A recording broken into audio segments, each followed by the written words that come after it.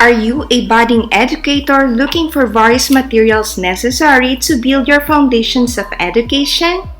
The path to become an effective and efficient teacher is a long and winding journey. That's why we built this channel to supplement your learning and knowledge building.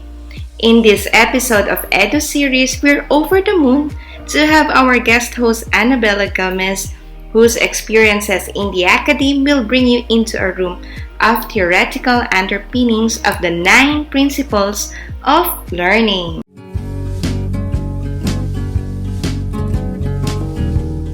Let's begin. Hello, Ma'am Annabella. Hi everyone! We are happy to present to you another topic which is very important in learning because we'll be discussing about the different principles of learning. And we all know that the ability to learn is considered the most significant activity of man. That is the reason why it is very necessary for us to determine this principle, and if you want to be really an effective teacher, you must be guided with these different principles. Okay, but before that, we have to find out first what really learning means. Ulit. But before that, it is very necessary for us to determine the meaning of learning. Okay? So learning, it is considered as the acquisition of knowledge based, used with fluency to make sense of the world, solve problems, and make decisions. Now let us try to analyze the definitions of learning and find out those important keywords for better understanding. Okay, let's have the first one. Acquisition of knowledge. So everything started there on how knowledge has been acquired. But take note that knowledge should be attained or should be learned with mastery in order to be used with fluency. And once you have it, you can make decisions, you can even solve problems, and even give sense or meaning to the world. So that's in that aspect, it is very important that knowledge should be applied in problem solving, in decision making, and even making meaning of these worlds. Because if knowledge won't be used, you just acquire it without utilizing it, we can say that this is considered just as an inert ideas. Why do we say it's inert? Merely because you just receive it in your mind, but without being utilized or tested. Okay, so in that case, we really need to learn the different principles of learning for us to be guided on how to do this. So let's begin. For the succeeding slides, there are jumbled letters to form a word or words. Moving icons may help you decode these words, which you can associate with the principles of learning. You may jot down your answers, and after 10 seconds, I will reveal them to you. Can we start now? So just like the letters above, R, N, N, A, I, L, E, G, when we jumble them, we can form the word learning. Definitely correct. So maybe we can already start so that you will know if you can guess the right word. Okay. Okay, let us start the first one. What do you think is this word? Expire. Expire. Nice. More try. X. One word. Experience. Very good. It is experience. Because learning is considered an experience which occurs inside the learner and is also being activated by the learner. The process of learning is primarily controlled by the learner and not by the teacher or even any group leader. No one directly teaches anyone anything of significance. What do I mean? You yourself, you learn what you want to learn. You hear what you want to hear, and you even see what you want to see. And if ever I will create or we will create an atmosphere in which each one of you will be free to explore ideas in dialogue or even through interaction with other people. We are already educating you. There will be a very little learning, if ever, without personal involvement and meaning on the part of our learners. Unless what you are being taught has personal meaning to you.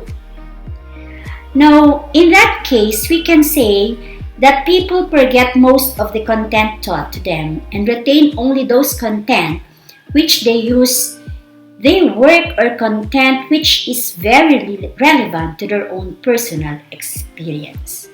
So in this case, as teacher, it is very important once we teach our student, we have to engage our learners with an activity that is connected to their life experiences. Okay? Did you get it? So life is equal to experience. Yes, and we said that experience is considered the best teacher, isn't it? And since you learn something in your life, you are living your life to the fullest. Okay. Okay, next number 2 is divorce. Divorce? Well, we have here a cat with a magnifying glass. Mm-hmm. So maybe discover. Mm-hmm. Discover. Oh, but there's a letter Y. So discovery. Very good. It is discovery. As far as learning is concerned, it is the discovery of the personal meaning and relevance of ideas.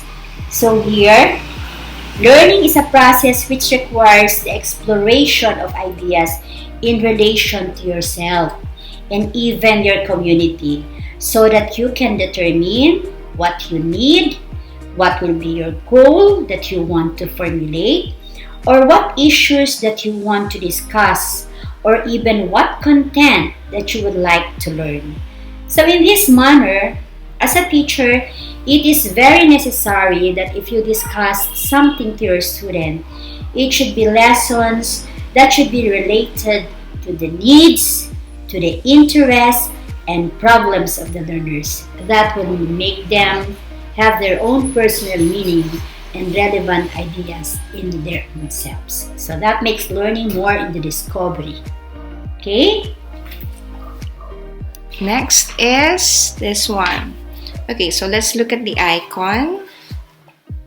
So jumping on the car. Mm-hmm. Of course, it wrecked the car. Mm-hmm. So maybe this is consequence. Consequence, correct. Absolutely correct. Now, if you will notice, there is a word or words behavioral change after the word learning. And it means that behavioral change is considered a consequence of experience. So there will be no learning if there will be no behavioral change, since it will be its consequence. So you yourselves, you will become more responsible when you have really assumed responsibility. You become independent when you experience that particular independent behavior.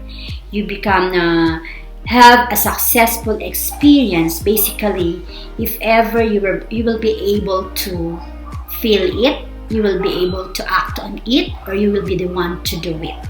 Okay? Now, it is not when we talk about a change, it is not that easy to have it. People do not change alone merely when you ask them to change. Definitely, even you tell that person to change, it won't work. Why? Because in that manner, that change will start only within yourself, wherein you have experienced authentically the responsibility and do it independently.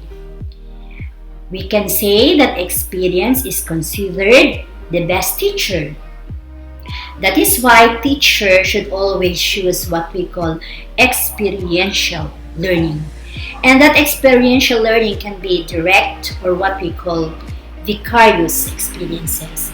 Meaning you can learn basically from your own experience, or you can learn these things from the experience of other, or merely by listening or by observation, whether it is good or whether it is bad experience. So what is my point here is that every time you learn, there will be behavioral change. Okay? So can we also Get it? say that this is similar to being influenced by what you have read, by what you have learned? Because there is behavioral change. There's an effect. That is why we said it can be direct, or it can be a vicarious, or indirectly. Through your observation, by listening, by watching, by reading, or anyway, anything, how you experience such thing, but not directly you experience it. It may be experiences from others. Okay. And then we are now on our fourth principle of learning, which is, what's this? It's like a raptor. I've a raptor. Okay, raptor. Is it a dinosaur? A dinosaur? Can you have But a dinosaur I there? think now the second word is, it's clear. What It's collaborative. Very good. Nice try. What about the other one? The other one, What is it? captivate. Captive. No, captive. Which is still related to collaborative. You may know that. What is it? When you collaborate, you help one another. Yes. So, okay, cooperative. Very good. You got it. It is that learning consists of two important processes, which are cooperative and collaborative. Then when we say cooperation, it always fosters learning. Why? We have a saying that two heads are better than one. You can give a lot of ideas, not only coming from you, but even coming from other people. So people enjoy functioning independently, but they can also enjoy functioning interdependently. So you learn from one another. Through this cooperative approach, it is very enabling. You learn a lot to define your goals. You can also plan and interact with other people. You can also invest yourselves through collaborative group approaches, and from there, even through problem solving. No? If you engage yourself through problem solving in relation to other people, working with them, you can identify and delineate through cooperative interaction, appearing it to be more challenging. No? Challenging and asking other people, even them, to share their own experiences, and even you yourself, you can also share your own experiences in finding a solution to a certain problem. That is why we teachers, we have to make use of these two important processes, cooperative and collaborative approaches. With this, students are taught to live together and even to learn interdependently. I have a question. Sure. What if, even if my strategies allow learning to become a cooperative and collaborative process, what if I have a student who wants to work independently? We have to respect our students because every student has its own learning style.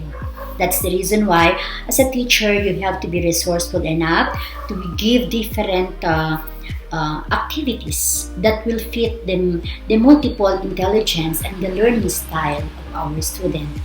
Teachers cannot find a very effective strategy. You have your own teaching style, I have also mine, but we cannot adapt it at once because we have to look for a style or a teaching style that will work on the learning style of our student.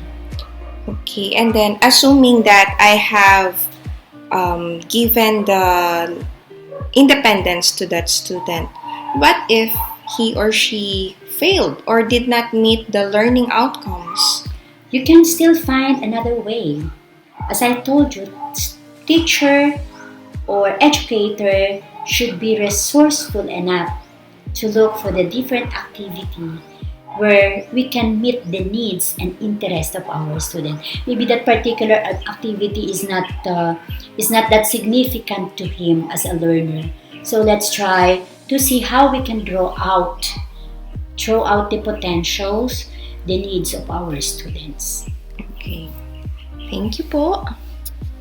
And let's proceed with the fifth principle. But then before that, I hope that you are enjoying our session for this episode. And if you take a look at our description box, you can see that there is a link there wherein you can fill out the form and you can have a certificate afterwards. Ooh, that's nice one. Okay, so let's see. Number 5 would be... Oh, there's the raptor that I'm looking for. Okay, we have here a dinosaur with a heart. Lovable dinosaur. Definitely, this is not Barney. Rely, Banwat, rely. Oh, okay, so is it? we have a dinosaur. Try to guess it. Time is running. I don't know. Okay, time is up. It is evolutionary. Oh, that's why there's a dinosaur. Okay. Evolution. We say that learning is really an evolutionary process because that consequence, which is the behavioral change, it doesn't you cannot get it at once with a split second of time, but rather it requires time and patience. Now, in learning situation, it is always characterized by free and open communication, or even you have the chance for confrontation, or even a matter of acceptance, and there is also respect, and there being chance to commit mistakes. There will be also a self-revelation and cooperation, at the same time collaboration. Now, even asking our student to share through evaluation, and even your own personal involvement here. So in that manner, there will be freedom from threats, and you can develop trust in oneself, and that makes it evolutionary by nature. There are so many things that we need to undergo because it is considered a process. It doesn't occur overnight. Change takes time.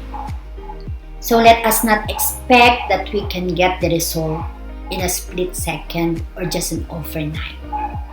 We really need to emphasize to our co-teachers, to our teacher, and even learners that in learning we need to be patient.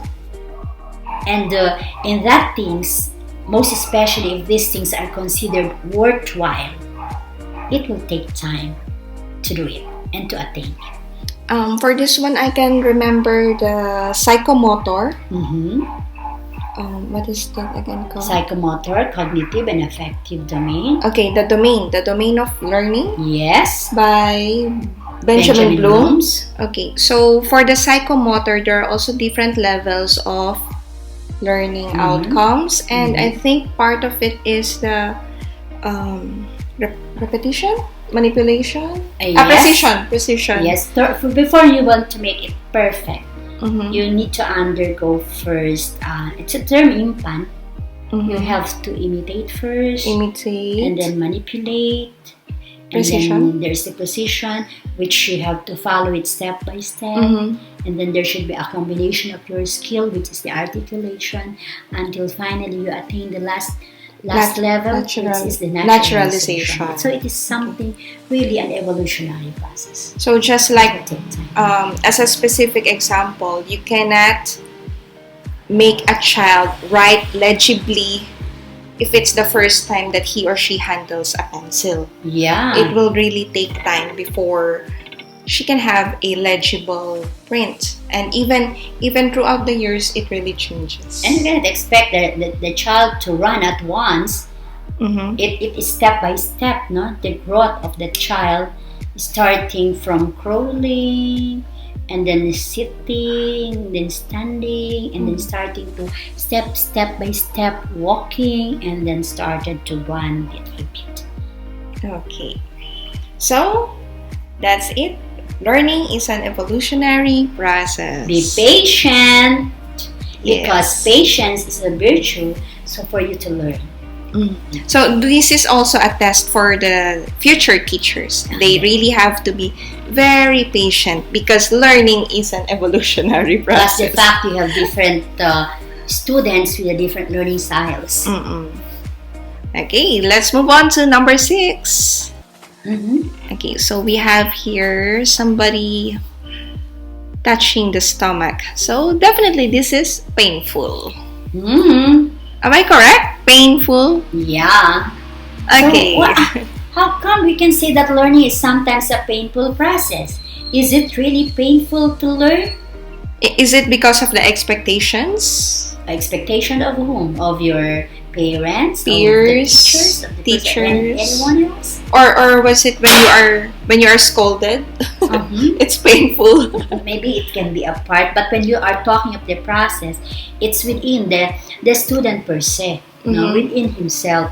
Because when we talk of learning as related to the behavioral change of a person, it's sometimes called for giving up something that is old, something that you are comfortable with, or meaning you are moving out of your own box or moving out of your own comfort zone. It is not that easy.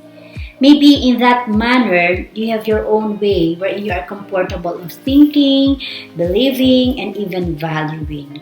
So there are times you really need to give up something. You really need to go out of your way if you really want to learn.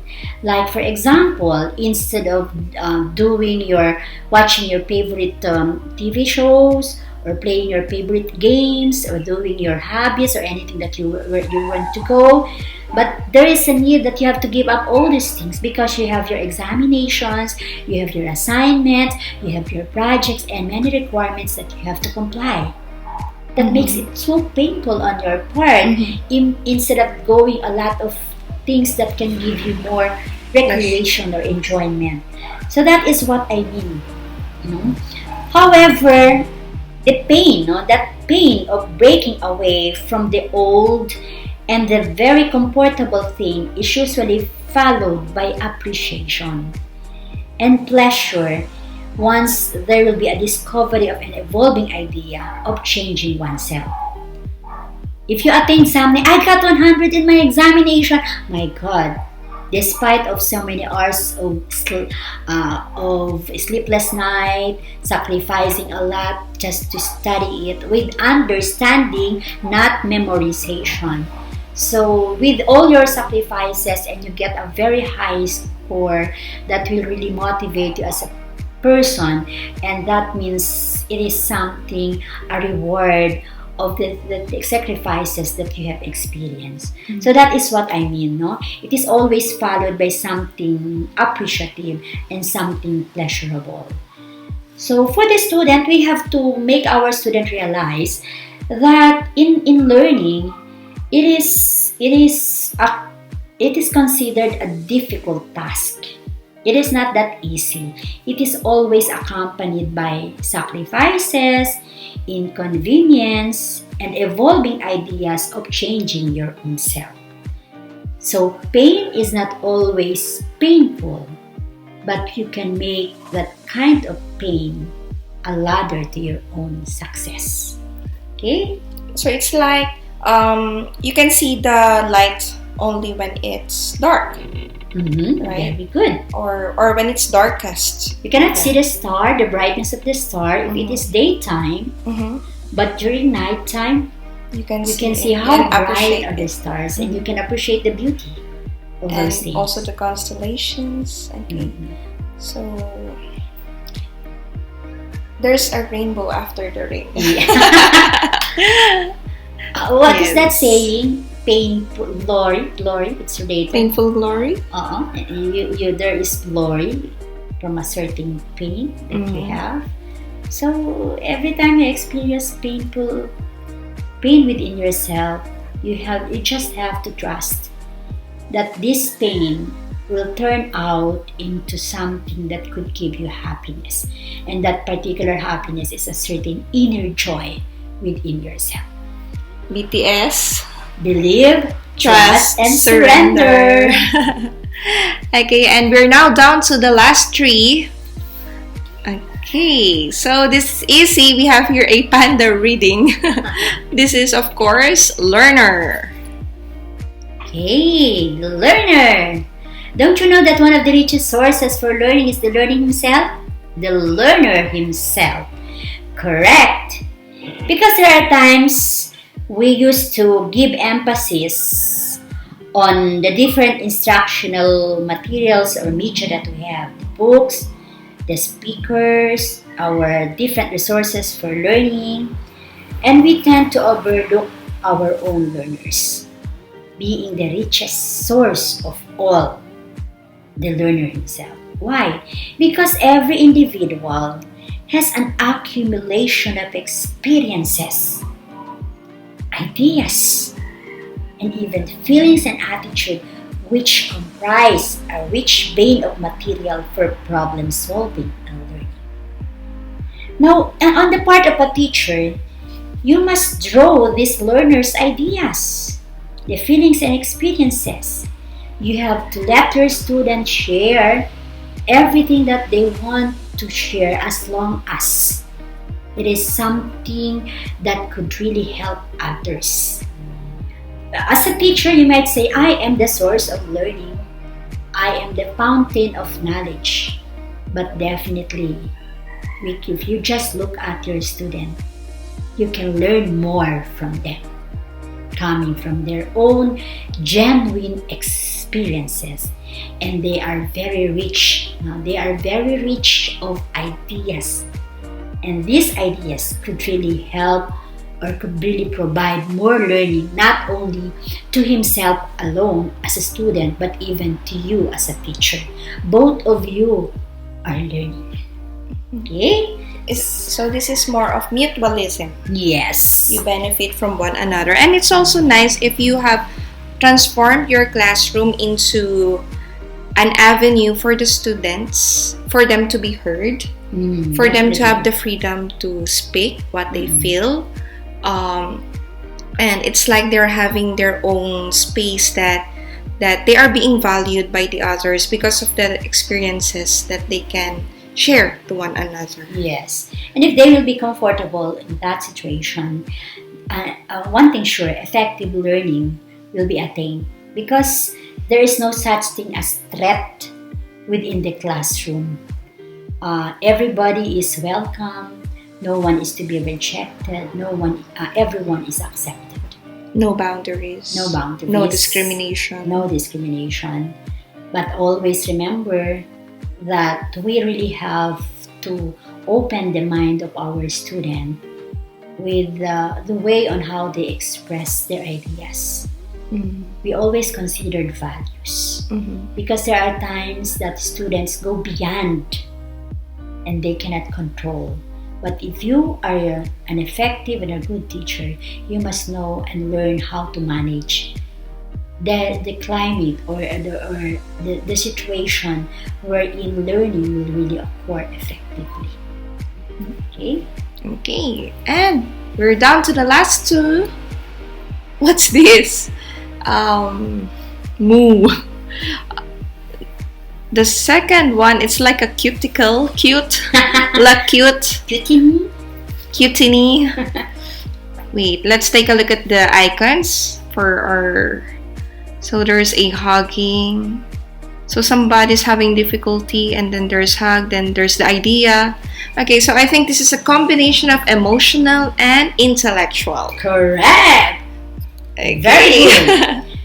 As in the process of learning, it doesn't only involve the mind.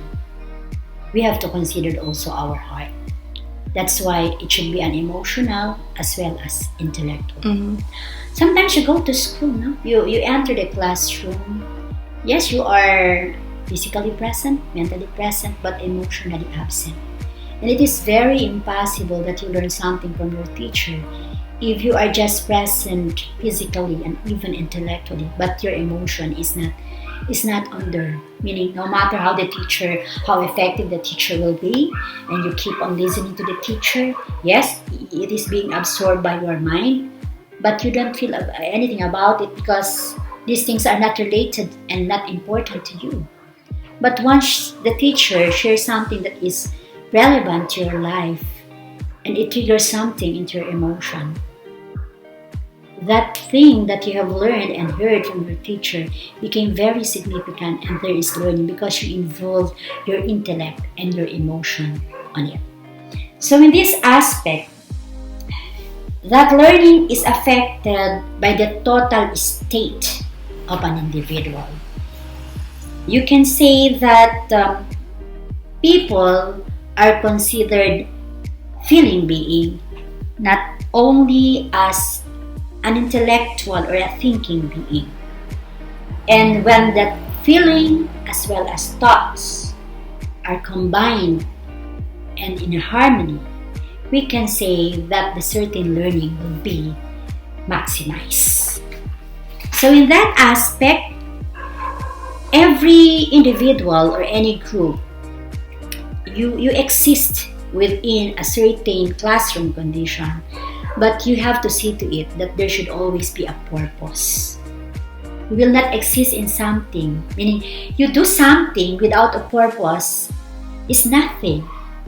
So every time you do something, you have to use your mind, but there should be a purpose that is still related to your emotion.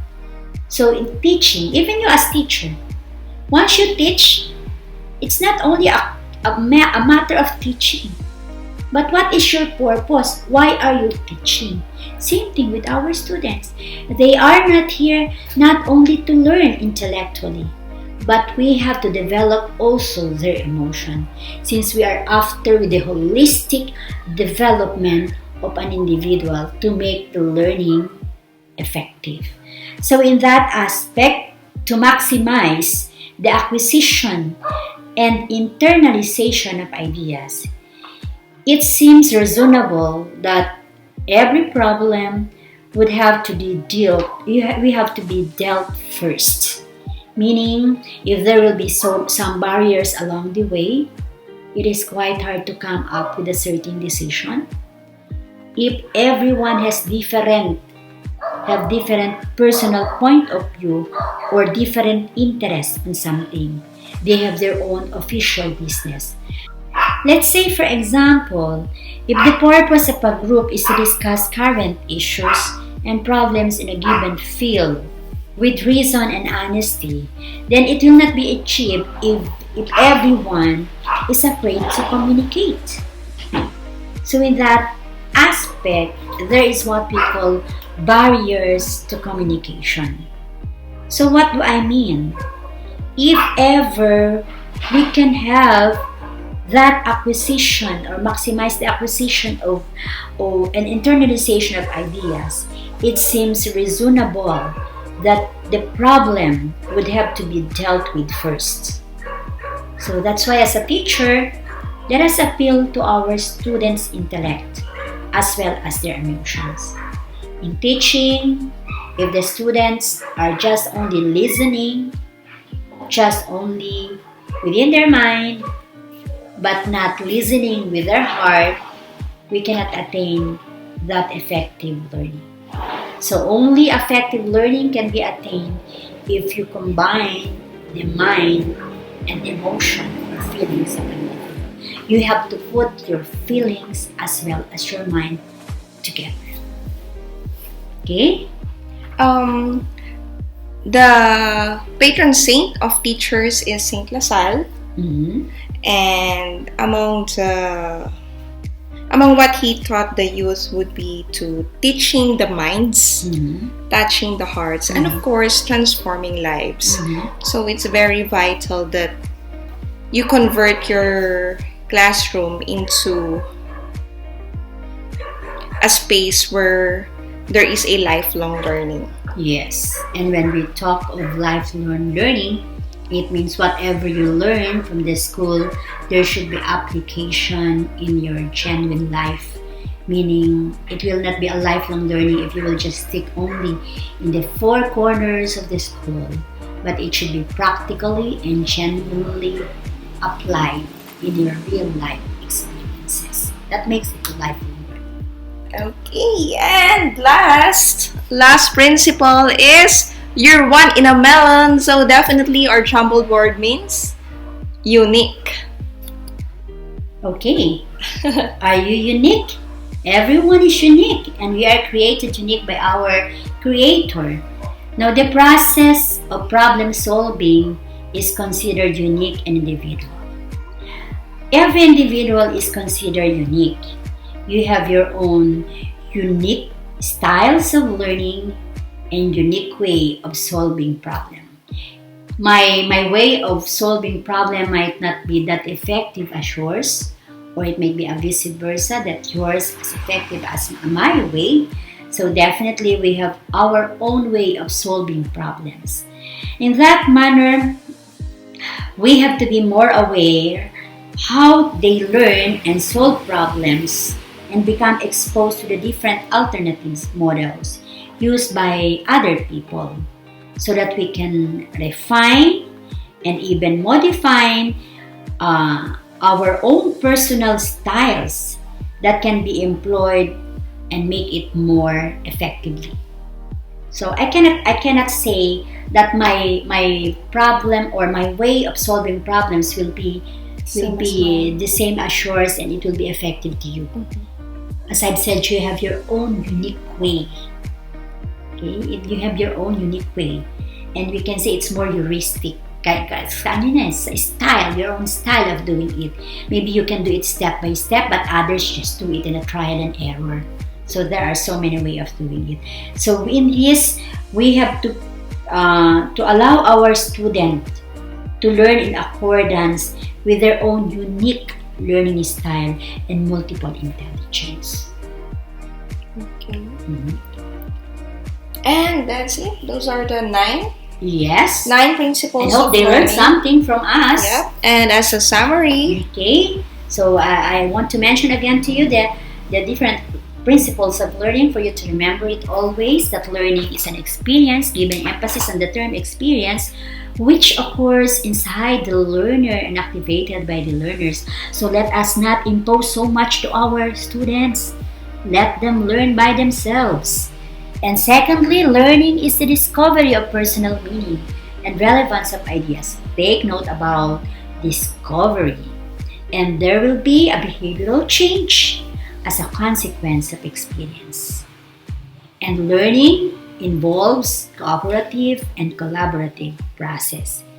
And that particular change or behavioral change doesn't happen overnight, since learning is an evolutionary process. For sometimes it is painful, but take note, after the pain out of learning, there will be an inner joy out of it.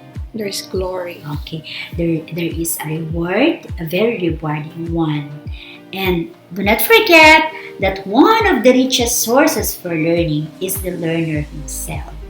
They are really rich with experiences and ideas. And for the process of learning, it will become more effective if you will have the combination of the emotion and intellect. It should be in harmony with one another. That will make it more effective.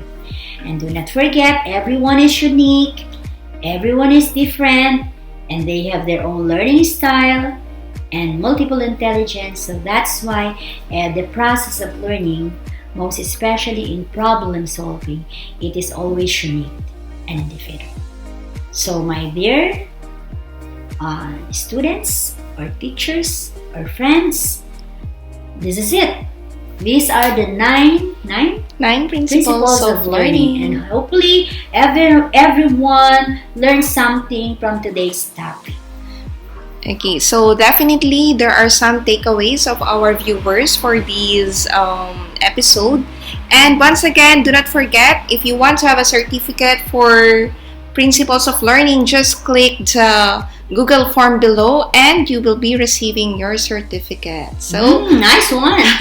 Yes, do not forget to hit that notification bell if you want to be notified of the upcoming videos that we will be posting here in YouTube, and also the red button, the subscribe button, so that you will always be updated with our different learning materials here in our YouTube channel. Okay, that's it. So once again, have a great day and thank you very much. Mambel? Thank you so much for listening and even watching. See you again next time. God bless you and stay safe always. Bye. Bye.